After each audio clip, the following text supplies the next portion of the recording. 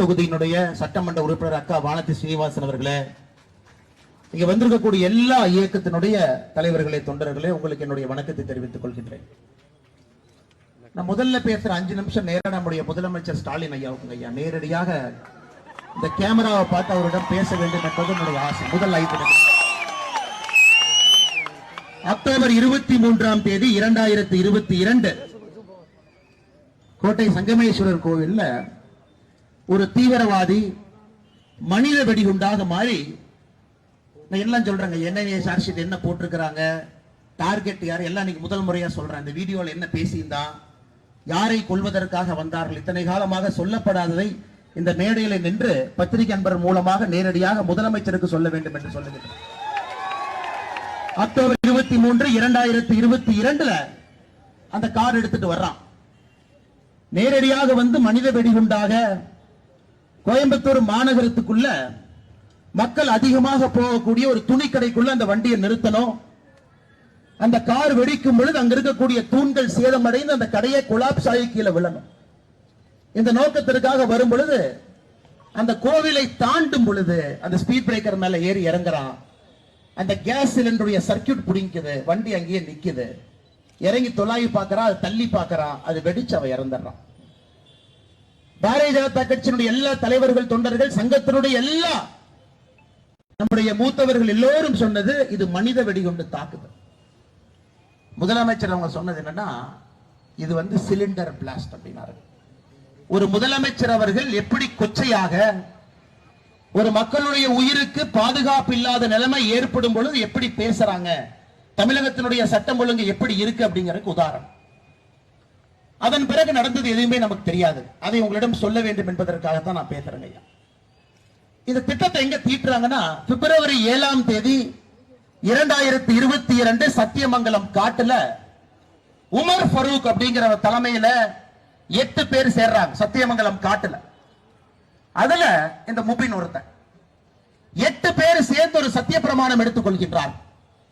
Umar Farouk Sathyamangalam காட்டினுடைய இந்த ஃபக்கீர் என்று சொல்லக்கூடிய இந்துக்கள் அவங்கிட்ட இருந்து இந்த காடு விடுதலை பெற்று விட்டது, நம்முடைய ஏரியா, நம்முடைய இலாக்கா. இதனுடைய தலைவராக அந்த 8 பேர் சேர்ந்து உமர் ஃபரூக் அமீர் என்று அறிவிக்கின்றார். அந்த கூட்டத்தில் உமர் ஃபரூக் முடிவு பண்றான், 7 பேர் என்னென்ன வேலை செய்யணும். பிப்ரவரி 7, 2022 தாக்குதல் நடந்தது. அக்டோபர் 23, 2022 இந்த காவல்துறை நண்பர்கள் நல்லா கேட்டுங்க. பிஜேபி காரர் ரோட்ல ஒரு ப்ரொடெஸ்ட் பண்ணும்போது நாயை துரத்துற மாதிரி துரத்துறீங்கல்ல. பிப்ரவரி 7ஆம் தேதி சத்தியமங்கல காட்டுல 8 பேர் திட்டம் போடுறான். அதன் பிறகு உமர் ஃபரூக் இந்த முபீனை கொடுக்கிறான், இந்த தீவிரவாத தாக்குதல் தற்கொலை படையாக நடத்த வேண்டியது உன்னுடைய பொறுப்பு. அதற்கு நீ தீவிரவாதத்துக்கு தேவையான பொருள் எல்லாம் வாங்கணும். மார்ச் மாசத்துல 750 கிலோ அமோனியம் நைட்ரேட் வாங்குறாங்க. அதோட சல்பரை கலந்தீங்கன்னா, சார்கோல் கலந்தீங்கன்னா அது வெடிப்பொருள். அமோனியம் நைட்ரேட்டை வாங்குறான். காவல்துறை நண்பர்கள் நல்லா கேட்டுக்குங்க. ஏன்னா உங்களுடைய டிஜிபி அவர்கள் தமிழக பாரதிய ஜனதா கட்சியினுடைய அறிக்கைக்கு என்ன சொன்னாங்கன்னா, ஒரு சிலிண்டர் வெடிப்பை வந்து நீங்க அரசியல் பண்றீங்க. முபீனுடைய 2வது டார்கெட் உங்களுடைய போலீஸ் கமிஷனர் ஆபீஸ். உங்களுடைய போலீஸ் கமிஷனர் ஆபீஸ். காவல்துறை நண்பர்கள் காக்கி போட்டுட்டு வீரமாக யார் இங்க நிக்கிறீங்களோ, நான் சொல்றத நல்லா எழுதி வச்சுக்க.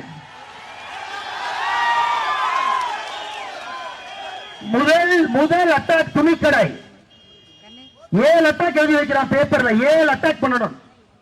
7 பேர் 7 அட்டாக் பண்ணணும். முபீன் முதல் நாள். 2வதாக வர்றது அன்னையிலிருந்து 6 நாள் கழிச்சு அக்டோபர் 23 6 நாள் கூட்டிங்க. உங்களுடைய காவல்துறை கமிஷனர் அலுவலகத்திற்கு அதே வண்டியை கொண்டு வந்து வெடிக்க வைக்கணும். காவல்துறை நீங்க என்ன சொன்னீங்க, இது வந்து சிலிண்டர் வெடிச்சிருச்சு. முதலமைச்சர் சொல்றது அப்படியே கிளிப்புள்ளை மாதிரி. ஃபர்ஸ்ட் நீங்க செத்து போயிருப்பீங்க சார், நாங்க செத்து இருக்க மாட்டோம். நாங்க 2வது. காவல்துறை உடையை போட்டுக்கொண்டு யார் கோயம்புத்தூர் மாநகரத்தில் காவல்துறை நின்று கொண்டிருக்கின்றீர்களோ, நீங்க அக்டோபர் 29ஆம் தேதி நீங்க பஸ்மம் ஆயிருப்பீங்க. 23ஆம் தேதி நடந்தவுடன் பாரதிய ஜனதா கட்சி முதல் முறையா சொல்ல வேண்டிய கட்டாயங்க, இதை சொல்லித்தான் ஆகணும். முபீன் 7 நிமிஷம் வீடியோ ரெக்கார்ட் பண்றான். ISIS கேலிஃபேட் சிரியால இருக்கிறான். வீடியோ ரெக்கார்ட் பண்ணி 7 நிமிஷம் வீடியோ விரைவில் அது வெளியே வரும், நீங்க பாப்பீங்க. அது வெளியிட்டா ரொம்ப தப்பா போய். அந்த வீடியோல சொல்றான் எப்படி கழுத்தை அறுக்க வேண்டும், இஸ்லாம் மதத்தை நம்பாதவர்களை கழுத்தை எப்படி அறுப்பது, எப்படி கொலை பண்ணணும், ஃபக்கீர் எப்படி கொலை பண்ணணும். 7 நிமிஷம் வீடியோ ரெக்கார்ட் பண்ணி, அது பேரு பையத் அப்படிம்பாங்க. பையத் தீவிரவாதத்துல ISIS அது பேரு பையத். ஒருக்கா நீங்க பையத் கொடுத்துட்டீங்கன்னா நீங்கள் உங்களை அர்ப்பணிக்கின்றீர்கள் என்று அர்த்தம். பையத் பண்றான். எப்ப பண்றாங்க? அக்டோபர் 19ஆம் தேதி, 4 நாளைக்கு முன்னாடி ஒருத்த பையத் கொடுக்கிறான். 7 நாள் 7 நிமிஷம் வீடியோ போடுறான். வீட்டுல பேப்பர்ல டார்கெட் 7 டார்கெட்டை எழுதுறான். முதல் டார்கெட் ஆபரேஷனை காலையில 10:30 மணிக்கு பண்றதுக்காக 3 மணிக்கு வண்டி எடுத்துட்டு வர்றான். அக்டோபர் 29ஆம் தேதி உங்களுடைய போலீஸ் கமிஷனர் அலுவலகத்தை தகர்ப்பதற்கு 2வது உமர் ஃபரூக் குன்னூர்ல ஒளிஞ்சிருக்கான். ஆனா இங்க காவல்துறை நல்லா வேலை பார்க்கறீங்க சார், நல்லா வேலை பார்க்கறீங்க, நல்லா பார்க்கறீங்க. வயிறறிந்த முன்னாள் காவல்துறை அதே காக்கியை போட்ட கம்பீரத்தோடு நான் பேசுகின்றேன். நல்லா வேலை பார்க்கறேன். இத்தனை நாட்களாக மரியாதையோடு, எப்பவுமே காவல்துறை என்றால் மரியாதை. நீங்க எப்படி லைட்டா அப்படி டீல் பண்ணீங்க? அது ஒண்ணு இல்ல, அப்படி ஒரு குண்டு வீட்டுக்குள்ள பார்லஸ் குண்டு உருண்டுகிட்டு இருந்துச்சு. அந்த பிஜேபி காரனுக்கு வானத்திய கணக்கில் எங்க வேலை இல்ல, சும்மா அந்த மைக்க பார்த்தா ஏதாச்சும் பேசுவாங்க. இது வந்து தீவிரவாத தாக்குதலே இல்லை. இன்னைக்கு வரைக்கும் இந்த கேஸ்ல தேசிய புலனாய்வு ஆணையம் 18 பேர்த்த கைது பண்ணிருக்காங்க. 18 பேர், ஒருத்தர் 2 பேர் இல்லைங்க, 4 சார்ஜ் ஷீட் போட்டிருக்காங்க. இன்னைக்கு பாருங்க, தெய்வத்தினுடைய அழைப்பு போல இந்த நிகழ்வுக்கு வருவதற்கு முன்புதான் நான் வானதி அக்கா உள்ளிட்ட எல்லா தலைவர்களும் அமித்ஷா கிட்ட சொன்னோம், கோயம்புத்தூருக்கு என்ஐஏ வேண்டும் என்று. இப்பதான் அமித்ஷாஜி பதில் கடிதம் இன்னைக்கு வந்து கைக்கு, அதை பரிசீலனை செய்கின்றேன். கோயம்புத்தூருக்கு என்ஐஏ கொண்டு வருவதற்கு மத்திய அரசு பரிசீலனை செய்யும் என்று பதில் கடிதம் போட்டிருக்காங்க. என்ஐஏ வரட்டுங்க பார்க்கலாம். வேலை இல்லாம இங்க எல்லா இந்து இயக்கங்கள் தலைவர்கள் எல்லாம் மேடையில வந்து உட்கார்ந்து மாசத்துக்கு ஒரு போராட்டம், போராட்டத்துக்கு கைது. நைட்டு 11 மணி வரைக்கும் பெண்களுக்கு குழந்தைகள் இருப்பாங்க, குட்டிகள் இருப்பாங்க, அமைதியான முறையில போராட்டம் பண்றோம். அது பரிசு என்னன்னா, அப்படியே பிடிச்ச மண்டபத்துல 11 மணி வரைக்கும் வச்சா அடுத்த முறை பெண்கள் கைதுக்கு பயந்து வரமாட்டாங்க, ஆம்பளைங்களும் கைதுக்கு பயந்து வரமாட்டாங்க. இங்க பாருங்க, பாஷா அவர்களை பத்தி பேச மாட்டாங்க, அவர்கள் தான் நான் சொல்லுவாங்க. காரணம், இந்த பெரியவங்க எல்லாம் நீ வளர்த்தது அப்படி, யாராக இருந்தாலும் அவர்கள் சொல்லணும். இறந்து போனோடனே வரிசையா வர்றாங்க, ஒருத்தர கிளம்பி வர்றாங்க. அண்ணன் சீமான் அவர்கள் சொல்றாங்க, தகப்பா தகப்பா. அண்ணன் சீமான் அவர்களே பிப்ரவரி 14, 1998 உங்களுக்கு தெரியாது, பாஷா மைசூர்ல போய் வெடிமருந்தை வாங்கிட்டு வர்றாரு. மைசூர்ல, கோயம்புத்தூர்ல வெடிச்சது, மைசூர்ல இருந்து வந்தது. 50 பேர் சாவறாங்க, 250க்கு மேற்பட்டவர்களுக்கு படுகாயம். 50 பேர்ல அப்பா இல்லாத பிறந்தாங்களா? 50 பேருக்கு அப்பா இல்ல இல்லைங்களா? 50 பேருக்கு அப்பா இல்ல, இவருக்கு மட்டும்தான் அப்பா. அந்த 250 பேர் யாரு வந்து படுகாயம் அடைந்து, கண் இல்ல, காது இல்ல, கால் இல்ல, வாய் இல்ல, பேச முடியாது, இன்னும் ஸ்பைனல்ல வந்து அந்த பார்லஸ் அந்த இது இருக்கு, ஷார்ப்னல் சொல்லுவாங்க. அவங்களுக்கெல்லாம் ஆணி, அவங்களுக்கெல்லாம் ஸ்பைனல் கார்டு இல்ல, தண்டுவடத்துல. ஆஷா அவங்க உங்களுக்கு அப்பா. ஓட்டு பிச்சை எடுப்பது எப்படி என்று உங்களிடம் கற்றுக்கொள்ள வேண்டும். ஓட்டு பிச்சை. இன்னொருத்தர் வந்தார், யாரு? தனியரசு. அண்ணே, நீங்க கோயம்புத்தூர் வந்ததுக்கு நாங்க என்ன பண்ணிருக்கோம்னா, உங்க கட்சி பேர் சொல்ற, நல்லா கேட்டுங்க, கொங்கு வெள்ளாளர் கவுண்டர் பேரவை, இதான் உங்க கட்சி. உங்க மாநில தலைவரை தூக்கிட்டு வந்து இங்க நிறுத்தி இருக்கோம், SP ராஜேந்திரன்.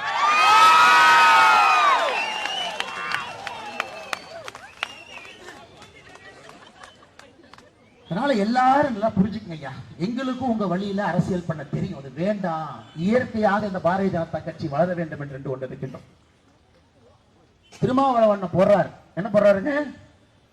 மாட்டியர், வீர வணக்கம், தியாகி. இதை விட மோசமாக ஓட்டு பிச்சை தமிழ்நாட்டில் யாருனாலும் எடுக்க முடியாது. உங்கள்கிட்ட தான் PhD கத்துக்கணும். ஓட்டு பிச்சை எடுப்பதற்கு அப்படியே கிளம்பி கோயம்புத்தூருக்கு வர்றாங்க. நான் முதல்ல போய் நிக்கட்டுமா, அந்த பூதோட வண்டியில் ஏத்துற வரைக்கும் கேமராவை பார்த்து நான் பக்கத்தில் நிக்கட்டுமா, இல்ல நாமளும் நடந்து போவோமே, அதுல ஒரு 4 ஓட்டு வரும். நம்ம கரெக்டா நடந்து போய் அங்கேயும் நின்னா அதுல ஒரு 8 ஓட்டு வந்தா மொத்தம் 12 ஓட்டு நமக்கு வரும்பா. அதனால் இந்த அரசியல் கட்சி தலைவர்களுக்கெல்லாம் ஒன்னே ஒன்று சொல்லிக்கிறேன், கோயம்புத்தூர் மக்களே நீங்கள் விழித்துக் கொள்ள வேண்டும். தொண்டை தன்னை கிளிய கத்திக்கிட்டே இருக்கிறோம். அபாயம் வந்துருச்சு, இங்க பிரச்சனை சரி பண்ணணுங்க. கோயம்புத்தூர் வளர்ச்சி இந்த ஓட்டு பிச்சையால் நடக்காம இருக்கு. எங்கேயோ போக வேண்டிய கோயம்புத்தூர் அடைஞ்சு நிக்குதுங்க. ரோட்ல குண்டும் குழி, சுத்தமான காத்து கிடையாதுங்க, குடிக்கிறதுக்கு தண்ணி இல்லைங்க.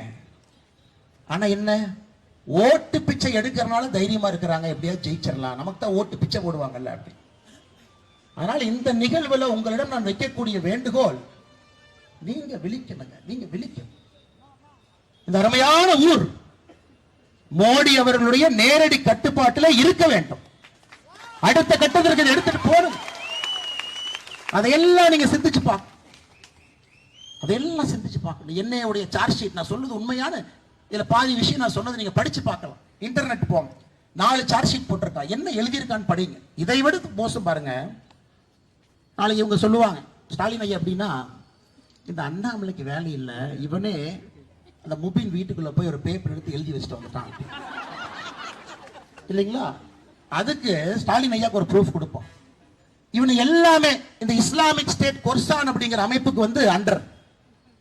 அந்த இஸ்லாமிக் ஸ்டேட் அப்படிங்கிறது என்ன சொல்லுதுனாங்க, central Asia, Uzbekistan, Pakistan, Afghanistan, north India, south India எல்லாம், சவுத் ஏசியா எல்லாம் ஒரு இஸ்லாமிய அமைப்பு கீழே வரணும், அங்கே ஷாரியால வர வேண்டும் என்பது ஐஎஸ்ஐஎஸ் கொரசானுடைய ஒரு இது. அந்த கொரசான் அக்டோபர் மாசம் நியூஸ் லெட்டர் போடுறான். கோயம்புத்தூர்ல ஒருத்தன் பையத்து கொடுத்துட்டு அங்க இருக்கக்கூடிய ஃபக்கீரை எல்லாம் கொல்ற கிளம்பி இருக்கான், அவனை நாங்கள் பாராட்டுகின்றோம். யாருங்க சொல்றாங்க, நாம சொல்ல, இந்த அமைப்பினுடைய newsletter voice of Khorasan October மாசம் சொல்றான். அல்ல, காவல்துறை நண்பர்களுக்கு அன்பான வேண்டுகோள், நாங்கள் அமைதியை விரும்புபவர்கள், அதுல எந்த மாற்று கருத்து யாருக்கு வேண்டாம். இத்தனை பேர் இருந்தாலும் இந்த கூட்டம் முடிஞ்சு ஒருத்தர் கூட நகராம அப்படியே வருவாங்க. வண்டி ஏறணுமா ஏறுறோம், மண்டபத்துக்கு போகணுமா போறோம், 11:30 வரைக்கும் இருக்கணுமா இருக்கிறோம். இந்த காலையில காவல்துறை யார்ட்டே சொன்னாங்க, 3 நாள் லீவ் இருக்கு பார்த்து பண்ணுங்க, அப்புறம் 3 நாள் உள்ள போனா திங்கக்கிழமை தான் வர முடியும். சரி, 3 நாள் இருந்தாலும் கூட்டிட்டு போங்க. இந்த கைது பண்ற இடத்துல இந்த வெஜ் நான்வெஜ் மாத்தி போற மாதிரி போடாம கரெக்டா கொடுங்க. அதனால் அன்பு சொந்தங்களே, நாம் விழிக்க வேண்டிய நேரம் இது, மாற்றத்திற்கான நேரம். இதே பாஷா 2003 என்ன சொன்னாருங்க, கோயம்புத்தூர் கோர்ட்ல அப்படி இங்கேயும் கூட்டிட்டு போறாங்க. அங்க பத்திரிகை நண்பரை பார்த்து கத்துறாரு, நரேந்திர மோடி மட்டும் கோயம்புத்தூருக்குள்ள வண்ணா கொன்றுவேன். அதெல்லாம் மறந்துட்டீங்களான்னு தெரியல. 2003 கோர்ட்டுக்குள்ள எடுத்துட்டு போறாங்க, அப்படியே பத்திரிகை பார்த்து கத்துறார், மோடி மட்டும் கோயம்புத்தூருக்கு வந்தா கொன்றுவேன். 2003 மோடி அப்ப குஜராத்தினுடைய முதலமைச்சர். மோடி அவர்கள் கோயம்புத்தூருக்கு வந்தாரு, காஞ்சிபுரத்துக்கு வந்தாரு, குஜராத்துக்கு போனாரு, பிரதமர் ஆயிட்டாரு, கோயம்புத்தூருக்கு வந்தாரு, ரோட் ஷோ நடத்திட்டார். ஆனால் நண்பர்கள் நன்றாக புரிந்து கொள்ள வேண்டும், அரசியல் கட்சியும் நன்றாக புரிந்து கொள்ள வேண்டும். ஓட்டு பிச்சு அண்ணன் உதயநிதி ஸ்டாலினை பத்தி சொன்னார். அவர் இந்த கிறிஸ்துமஸ் வந்துருச்சுன்னா எங்கிருந்து ஒரு பூதம் கிளம்பிடுற உள்ள இருந்து கிளம்பும். அண்ணா இத்தனை முறை சொல்றேன் அண்ணா, சொல்லு நான் தப்பு இல்லைண்ணா, நானும் ஒரு கிறிஸ்தவன் சொல்லிட்டு போனா, நானும் ஒரு இஸ்லாமிய சொல்லிட்டு போனா, ஒரே ஒரு முறை நானும் ஒரு ஹிந்துன்னு சொல்லிட்டு போயிடணும் சைட்ல. அதுக்கு வாய் வராது, அதற்கு சுத்தமா வாய் வராதுங்க. எதுக்கு சொல்லணும், பெருமை மிகுந்த அப்படின்னு அங்க வரும், இங்க வராது. இன்னைக்கு உண்மையால் நான் சொல்றேங்க, வயிறிழந்து சொல்றேன். இஸ்லாமிய சொந்தங்களும் கிறிஸ்தவ சொந்தங்களும் நீங்களும் பாதுகாப்பா இருக்கணும்னா இந்த ஓட்டு பிச்சை எடுக்கணும்னு வீட்டுல முதல்ல நீங்க அனுப்பு. மோடி ஐயா இந்த ரோட் ஷோ கோயம்புத்தூர்ல முடிச்சுட்டுங்க, கோயம்புத்தூர் குண்டு வெடிப்புல உயிரிழந்த 58 பேருக்கு அஞ்சலி செலுத்தினார். நல்லா கேட்டுங்க இஸ்லாமிய கிறிஸ்தவ சொந்தங்களே, இறந்து போன இஸ்லாமியர்களுக்கும் அஞ்சலி செலுத்தினார். நாங்க பாரதிய ஜனதா கட்சியோ, இங்க இருக்கக்கூடிய இயக்கமோ, சங்கமோ, RSSஓ இவங்க வந்து ஹிந்து, இவங்க வந்து கிறிஸ்டியன், இவங்க வந்து முஸ்லீம், மோடிஜி வந்து இவங்க எல்லாம் பண்ண மாட்டாங்க. பாருங்க, போட்டோ எடுத்து பாருங்க, பத்திரிகை நண்பர்கள்ட்ட கேளுங்க. எங்களை பொறுத்தவரை இந்தியர்கள் தமிழர்கள் தான் எங்க அடையாளங்க, வேற எதுவும் கிடையாது. இவங்க ஒரு மதத்தை பற்றி தவறாக பேசும் பொழுது இங்க இருக்கக்கூடிய தலைவர்கள் எல்லோரும் பேச வேண்டிய கட்டாயம் நமக்கு இருக்கு. 1993 ஆகஸ்ட் மாசம் RSS ஆபீசர் வெடி வச்சு தகர்த்தாங்க. நீங்க ஜஸ்ட் பாருங்க, கொஞ்சம் ரிவைண்ட் பண்ணி பாருங்க. தமிழர்களுடைய மிகப்பெரிய வியாதி என்னடாங்க? மறதி என்பது தமிழர்களுடைய மிகப்பெரிய வியாதி. இந்த வியாதி இருக்கிற வரைக்கும் ஓட்டு பிச்சை எடுக்கிறவன் தமிழ்நாட்டில் அரசியல் இருந்துகிட்டே இருப்பான். ஆகஸ்ட் 1993 RSS அலுவலகம் தகரப்பட்ட பொழுது அல்லுமாவை கைது பண்ணாங்க. 1997 ஜனவரி மாசம் முக்கிய குற்றவாளிகள் எப்படிங்க பெயில்ல வெளியே வந்தாங்க. எப்படி பெயில்ல வந்தாங்க? அவங்க பாட்டுக்கு வந்துருவாங்களா? ஆஜராக வேண்டிய பப்ளிக் ப்ராசிக்யூட்டர் ஆஜராகவில்லை. ஆட்சி யாருது? திராவிட முன்னேற்ற கழகம். ஜனவரி 1997 அல்லுமா 8 பேர் வெளியே வர்றான். பிப்ரவரி 14 1998 அதே அல்லுமா கோயம்புத்தூர் குண்டுவெடிப்பு நடத்துறான். பரிசு என்ன கொடுத்தாங்க தெரியுங்களா? இத்தனை பேர்த்த கைது பண்ணிட்டோம். 2009 அண்ணா நூற்றாண்டு விழால அதுல ஒரு 9 பேர்த்த நிரபராதி விடுதலை பண்ணி விட்டு 9 பேர் சேர்த்தியாச்சு. சமீபத்தில் ஈரோடு கிழக்கு இடைத்தேர்தல் அண்ணன் மஸ்தான் சொல்றார், பாஷா அவர்கள் உட்பட கோயம்புத்தூர் குண்டுவெடிப்புல சிறையில் இருக்கக்கூடிய இஸ்லாமிய தீவிரவாதிகளை இந்த அரசு விடுதலை செய்யும் சொல்றார். இந்த வேலையில்லாத பாரதிய ஜனதா கட்சி, இந்த வேலையில்லாத தலைவர்கள் தொண்டர்கள் ஆளுநரை போய் பார்த்து மனுவை கொடுத்து அதை நிறுத்தி வச்சு பெரிய பஞ்சாயத்தாய் நிறுத்தி வச்சாங்க. அன்பு சொந்தங்களே, நாம் இங்கே ஒருங்கிணைத்திருக்கின்றோம். இது முக்கியம். கோயம்புத்தூர்ல காவல்துறைக்கு ஒரு மெசேஜ் கொடுத்துருக்கோம். ஐயா, நேர்மையா இருக்கு. பிஜேபி கார 2 பேர் வந்து திமுக ஆட்சி சரியில்லைன்னு ஒரு ப்ரொடெஸ்ட் பண்ண வந்தா 2 பேர்த்த வீட்டில் அரெஸ்ட் பண்றீங்க. 1000 பேர் தீவிரவாதியினுடைய ஊர்வலத்துக்கு வந்திருக்கிறான். பந்தோபஸ்த் கொடுத்து பார்த்து கொண்டிருக்கின்றீர்கள். இது நியாயமாங்க ஐயா? இது நியாயமா? நியாயமாங்க ஐயா? நியாயமா? நீங்களே சொல்லுங்க. உங்களுடைய அலுவலகத்தை அக்டோபர் 29 தகர்ப்பதற்கு ஒரு சூசைட் பாம்பர் குன்னூர்ல இருக்கிறான். உமர் ஃபரூக் அவன் பேர், நல்ல டைரியில் எழுதி வச்சுக்கங்க. அவங்களையும் காட்டி கொடுத்ததும் பாரதிய ஜனதா கட்சி தானே. என்ஐஏக்கு போகணும். இது பார்த்தா அது சூசைட் பாம்பு பிளாஸ்ட் மாதிரி இருக்கு. அதனாலதான் ஐயா நீங்களும் தப்பிச்சீங்க. அதனால் தயவு செய்து ஒரு தவறான கட்டளையை யார் பிறப்பித்தாலும் அந்த கட்டளையை ஏற்க மறுங்கள். காவல்துறையில காக்கி சட்டை போட்டீங்கன்னா தவறான கட்டளையாக இருந்தாலும் அது ஏற்கப்படக்கூடாது. அந்த தைரியம் காவல்துறையினுடைய அதிகாரி ஒருவருக்கும் வரணுங்க ஐயா, வரணும். ஏன் நான் சொல்றேன் ஐயா, இன்னைக்கு வெள்ளூர் நீதிமன்றத்தில் பாரதிய ஜனதா கட்சியினுடைய தொண்டர் இன்னைக்கு நடந்தது விட்டல் குமார அடிச்சு முந்தாண்டை சாயந்தரம் கொள்றாங்க. திமுக பஞ்சாயத்து தலைவர் கைது பண்ணுங்க. காவல்துறை எஸ்பி சொல்றாங்க, இல்லைங்க ஏதோ ஆக்சிடென்ட்ல போய் மாடு முட்டின மாதிரி இருக்கு. இல்லைங்க ஐயா, எம்ஆர்ஐ ரிப்போர்ட்டை பாருங்க, தலை கம்பி வச்சு அடிச்சிருக்காங்க. இல்ல 5 மணி நேரம் ரோட்ல உட்கார்ந்து போராடி அந்த வழக்கை வந்து ஒரு சந்தேக மரண வழக்காக மாத்தணும். இன்னைக்கு என்ன அநியாயம் தெரியுங்களா? ஒரு பிஜேபி தொண்டை சொன்னா, அண்ணே அக்யூஸ் 2 பேர்த்த நான் கண்டுபிடிச்சிட்டேன். கோர்ட்ல 2:30 மணிக்கு சரணடைய போறான். நான் வெட்டிட்டு ஜெயிலுக்கு போறேனே, கொஞ்சம் வெயில பாத்துக்கினேன். இதுவரை பாரதிய ஜனதா கட்சியினுடைய தொண்டன் எனக்கு சொன்னது கிடையாது. இங்க இத்தனை தலைவர்கள் இருக்கிறாங்க, யாருக்கு சொன்னது கிடையாது. இன்னைக்குதான் முதல் முறையாக வெள்ளூர்ல இருந்து போன் பண்றேன், கண்டுபிடிச்சிட்டேன். 2:30 மணி கோர்ட்டுக்கு போய் சரண்டர் ஆகிறாங்க. நான் போட்டுறேனே, குடும்பத்தை பாத்துக்கினேன். எழுச்சி வந்துருச்சு சார், எழுச்சி வந்துருச்சு. அடக்கி வைத்துக் கொண்டிருக்கின்றோம், அடக்கி வைத்துக் கொண்டிருக்கின்றோம். பண்ணாதீங்கன்னு சொல்லி தடுத்து என்னுடைய முகநூல்ல போட்டோ போடுறேன், காவல்துறைக்கு போடுறேன். இவன் தான் அக்யூஸ்ட் 1, இவன் தான் இது வேலைங்களா, இவன் தான் அக்யூஸ்ட் 2. கோர்ட்ல சரண்டர் ஆக போறான். வெள்ளூர்ல தான் போய் பிடிச்சிட்டு வாயான்.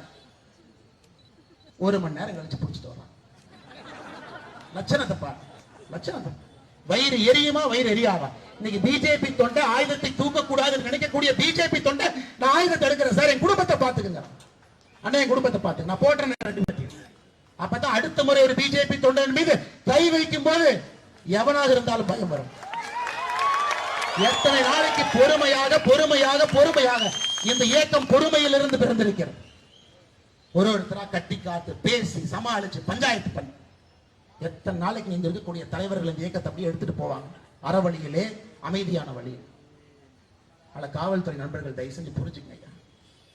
ஒரு கட்டுப்பாடு இழந்து விட்டால் எப்பொழுதும் கட்டுப்பாடு திரும்ப கைக்கு வராதுங்க ஐயா. இந்த கட்டுப்பாடு வந்து சூடத்தை பத்த வைக்கிற மாதிரி பத்த வச்சிட்டீங்கன்னா கண்ட்ரோல் போயிடும். அதனால் இப்பவும் அமைதியா சொல்ற இடத்துக்கு வர்றோம், எங்க போகணும்னு சொல்றோம் போறோம், இங்க நில்லுங்கன்னு சொல்றோம் நிக்கிறோம், அது எல்லாம் கேட்கிறோம். இந்த கூட்டம் எல்லாம் ஒரு ஆள் ஒரு மனிதன் அரசாங்கத்தை எதிர்த்தோ காவல்துறை எதிர்த்தோ ஒருத்தர் குரல் கொடுக்க மாட்டான்.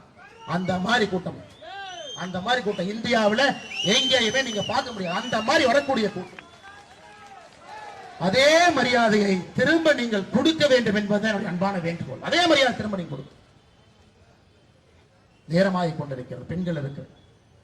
அதனால் இந்த முக்கியமான அற்புதம் என்று சொல்வதை விட முக்கியமான இந்த கூட்டம் கோயம்புத்தூர் மக்களுடைய மனசாட்சியாக இந்த கூட்டம் நடந்து கொண்டிருக்கிறது. இங்க வந்திருக்கக்கூடிய எல்லாருக்கும் தெரியும், கைது பண்ணுவாங்க.